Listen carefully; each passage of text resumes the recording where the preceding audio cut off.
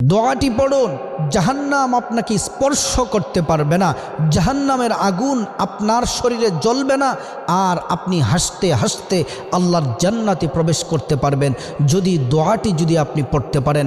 আমরা সকলেই তো চাই যে জাহান্নাম যেন আমাদেরকে স্পর্শ করতে না পারে, জাহান্নাম আল্লাহ আমাদের জন্য চিরদিনের জন্য হারাম করে দিক।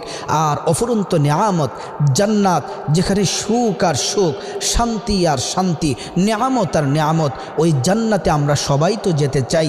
জান্নাতে যদি আপনি যেতে চান আর জাহান্নামের আগুন থেকে যদি বাঁচতে চান, এই দোয়াটি পড়ুন। যখনই অবসর থাকেন তখনই পড়ুন, 5 ওয়াক্ত নামাজের পরে পড়ুন। দোয়াটি হলো আল্লাহুম্মা ইন্নী আসআলুকাল জান্নাহ ওয়া আউযু বিকা মিনান নার। এই দোয়াটি পড়লে আল্লাহ জাহান্নাম থেকে আপনাকে হেফাজত করবেন এবং জান্নাতে আল্লাহ তাআলা আপনাকে প্রবেশ করাবেন।